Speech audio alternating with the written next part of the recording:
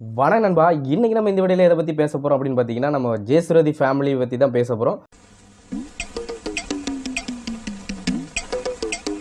So இந்த video செம இன்ட்ரெஸ்டிங்காக இருக்க போது ஸ்கிப் பண்ணாமல் ஃபுல்லாக பாருங்கள். அதுக்கு முன்னாடி நம்ம சேனலில் இப்போ தான் ஃபஸ்ட் டைம் பார்க்குறீங்கன்னா மறக்காம சப்ஸ்கிரைப் பண்ணிட்டு பக்கத்தில் இருக்க பெல் ஐக்கனை டங்கன்னு தட்டி விட்ருங்க. மறக்காம சர்ப்ரைஸ் பண்ணுங்க. தேங்க்யூ. ஓகேங்க, வாங்க வீடியோக்குள்ளே போயிடலாம். உங்க வீட்டு பிள்ளையா நினைச்சு எல்லாரும் என்னை மன்னிச்சிருங்க. ஒரு ஃபேமிலியிலும் ஒரு ட்விஸ்ட் நடக்கிற மாதிரி நம்ம ஜெயசுரதி ஃபேமிலிலையும் மறுபடியும் ஒரு ட்விஸ்ட் கிளம்பியிருக்கு. ஸோ என்ன அப்படின்னு பார்த்தீங்கன்னா, ஜெயசுரதி வந்து அவங்களுக்கு எமோஷ்னலாக நிறைய ஃபீலிங்ஸ் வருதுற மாதிரி ஒரு ஸ்டோரி ஒன்று போட்டிருந்தாங்க. ஸோ அதில் வந்து அழுதுற மாதிரி ஒரு ஸ்டோரி ஒன்று போட்டிருந்தாங்க.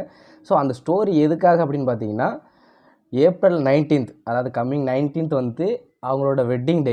என்னென்ன சொல்கிறான் பாருங்க, கம்பி கட்டுற கதையெல்லாம் எடுத்து போடுறான். ஸோ அதனால அவங்க வந்து இப்போதைக்கு பிரிஞ்சிருக்காங்க. ஸோ அதை வச்சு ஒரு ஃபீலிங்காக நம்ம வந்து இன்னுமே அந்த ஃபீலிங்கில் இருக்கோம் அப்படின்ற மாதிரி ஒரு இதை வெளிப்படுத்துறதுக்காக அந்த மாதிரி ஒரு ஸ்டோரி ஒன்று வைக்கிறாங்க. ஸோ இதுக்கு இடையில் அவங்களுக்கு டிவோர்ஸ் ஆகிறதுக்கு கோர்ட்டில் வாய்தா வந்து போயிட்டுருக்கு. ஸோ அதுவும் ப்ராப்பராக எல்லாமே போயிட்டுருக்கு. அந்த மாதிரி நடந்துகிட்டு இருக்கும்போது இப்போது வந்து இந்த மாதிரி ஸ்டோரி வைக்கிறாங்க. ஸோ இவ்வளோக்குள்ளே பிரச்சனை பண்ணதுக்கு காரணமே அவங்க தான். ஸோ அதையும் மீறி இந்த ஒரு சுச்சுவேஷன் அவங்களுக்கு வந்து தேவையா, இது என்னோட கருத்து. ஓகேங்களா? ஸோ அதுக்கு வந்து பிரகனுக்கு வந்து தனியாக நிறைய பேர் வந்து டிஎம் பண்ணி, உங்கள் அம்மாவை ஏன் தனியாக விட்டீங்க, உங்கள் அம்மாவை ஏன் நீங்கள் பார்த்துக்க மாட்டீங்க அப்படின்ற மாதிரி நிறையா வந்து கொஸ்டின் கேட்டிருப்பாங்க போல். ஸோ அதுக்காக ஒரு வீடியோ வந்து அவர் போட்டிருக்காரு. என்ன போட்டிருக்காரு அப்படின்னு பார்த்தீங்கன்னா, அம்மாட்ட நான் வந்து கேட்டேன், என்னம்மா நான் வந்து அம்மா ஸ்டோரி வச்சதை நான் பார்க்கவே இல்லை. ஸோ நீங்கள் டிஎம் பண்ணதுனால தான் நான் போய் பார்த்தேன். அப்புறம் தான் அம்மாவுக்கு கால் பண்ணி கேட்டேன், ஏம்மா இந்த மாதிரி பண்ணுறீங்க அப்படின்னு சொல்லிட்டு கேட்கவும், அம்மா கிட்ட நான் என்ன சொல்கிறதுன்னு தெரில. ஸோ அந்த விஷயத்த வந்து நீங்கள் இப்படி பண்ணாதீங்கன்னு என்னால் சொல்ல முடியல அப்படின்றாப்புல. அடங்கப்பா, இது உலக நடிப்புடா சாமி.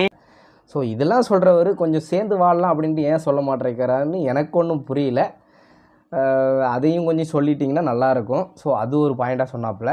அதுக்கப்புறமா அவங்க அம்மா வந்து அவங்க அப்பா மேலே ரொம்ப பாசம் வச்சுருக்காங்க அப்படின்ற மாதிரி நிறைய விஷயத்தில் அதை வேற ஞாபகப்படுத்திட்டீங்க. நெஞ்சமெல்லாம் பொண்ணு அறக்கு தம்பி, மறக்க முடியல சொன்னாப்புல. ஸோ ஆனால் பாசம் வச்சுருக்கவங்கள தான் மீடியாவில் கிழிச்சாங்க. ஸோ அந்த அளவு கிழிச்சாங்க அவங்க ஹஸ்பண்டை வச்சு. சரி, நான் செவனே தானா போய்க்கிருந்தேன், யாரு வம்பு தும்புக்காச்சும் போனா அவர் ஒன்றுத்துக்கும் ஆக மாட்டார், அவர் அப்படி இப்படின்னு ரெண்டு பேருமே மாறி மாறி போட்டுட்டு இருந்தாங்க. கேட்டால் இப்போ வந்து ஃபீலிங்ஸ் ஆயிடுச்சு, அம்மா வந்து கம்மிங் 19th வந்து வெட்டிங் டே, ஸோ அதனால் அம்மா எமோஷ்னல் ஆகிட்டாங்க. ஸோ எவ்வளோ தான் சண்டை போட்டாலும் அவங்களுக்கு இருக்க பாண்டிங் இருக்க தான் செய்யும் அப்படின்ற மாதிரி சொல்கிறாப்புல. ஸோ அவங்களுக்குள்ளே இருந்ததுன்னா இருக்கும், ஓகே தான், எல்லாருக்குமே இருக்கும், இல்லைன்னு சொல்ல மாட்டேன். ஸோ இருந்தது அப்படின்னா அவங்க வந்து டேரெக்டாகவே ஒன்று செய்கிறதுக்கு ஏதாவது ஒரு வழி பார்க்கலாம், ஏதாச்சும் ஒன்று பண்ணலாம். எதுக்காக டிவோர்ஸ் நோக்கி போகணும்னு எனக்கு ஒன்றும் புரியல. உனக்கெல்லாம் மானம், சூடு, சொரணை, ஈனம் எதுவுமே கிடையாதா? சோறு தானே திங்கிற? உங்களுக்கு தெரிஞ்சால் கமெண்ட் செக்ஷனில் சொல்லுங்கள். ஸோ பிரகன் வந்து ரெண்டு பேரையும் சேர்த்து வைக்க ட்ரை பண்ணலாம். அதுவும் அவரால் முடியாது, அங்கே போனாலே என்னை வந்து போலீஸ் ஸ்டேஷனில் வந்து கொண்டு வச்சுருவாங்க, அந்தளவுக்கு நடக்குது அப்படின்ற மாதிரி சொல்கிறாங்க.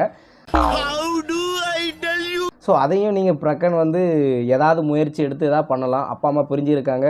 ஸோ ஓகே, சிஸ்டர் வந்து அப்படி இருக்காங்க அப்படின்னா அவங்கள அப்படி விட்டுருக்கலாம். அவங்கள அப்படி போட்டோம், சரி நீ அப்படி இருக்கியா விட்டுக்க அப்படி சொல்லிட்டு நீங்கள் உங்கள் ஃபேமிலியை வந்து ஒன்றா சேர்க்குற முறையில் ஏதாவது பிளான் பண்ணி நீங்கள் எதாவது பண்ணலாம். அதை பண்ண மாட்டீங்க.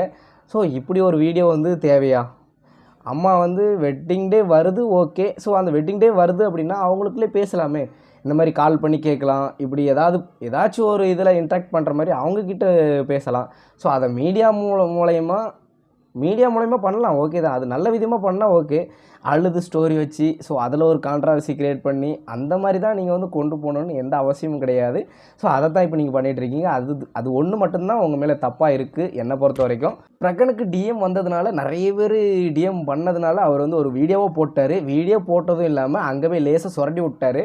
காத்தால உனக்கு குறவழி வரைக்கும் சோத்தை போட்டு வண்டியில ஏற்றிட்டு வந்திருக்கு, உன்னால என்ன பண்ண முடியுமோ அதை பண்ணிட்டேன். ஸோ அதுக்கு பிரக்யாவும் நிறைய வீடியோ போட்டிருக்காங்க. அதை வந்து நம்ம பார்ட் 2ல் பார்க்கலாம், ஓகேங்களா? இது பார்ட் 1 வச்சுக்கலாம். பிள்ளைய ரொம்ப அற்புதமா வளர்த்திருக்கோம். பிரகன் ஃபேமிலிக்கு நம்ம சைட்லேருந்து என்ன சொல்ல வரோம் அப்படின்னு பார்த்தீங்கன்னா, இவ்வளோக்குள்ள கான்ட்ரவர்சி கிளப்பி நீங்கள் இந்த மாதிரி பண்ணணும் அப்படின்னு அவசியம் கிடையாது. உங்களுக்குள்ளேயே நீங்கள் பேசி நீங்கள் வந்து எல்லாமே முடிச்சுக்கலாம். அதுக்கான வழியை நீங்கள் பார்க்கணுமே தவிர இந்த மாதிரி சோஷியல் மீடியாவில் போட்டு தான் ட்ரெண்டிங் பண்ணணும் அப்படின்னு நினைக்காதீங்க. ஸோ இது நம்மளோட கருத்து. உங்களோட கருத்துக்களை கமெண்ட் செக்ஷனில் கமெண்ட் பண்ணிடுங்க. ஸோ அதையும் நான் பார்த்து தெரிஞ்சுக்கிறேன். ஓகேங்களா? இந்த மாதிரி இன்ட்ரெஸ்டிங்கான வீடியோ பார்க்கணுன்னா நம்ம சேனலை சப்ஸ்கிரைப் பண்ணி வச்சுடுங்க. நெக்ஸ்ட் ஒரு தரமான வீடியோவில் தரமாக சந்திக்கலாம். அது வரைக்கும் பாய்.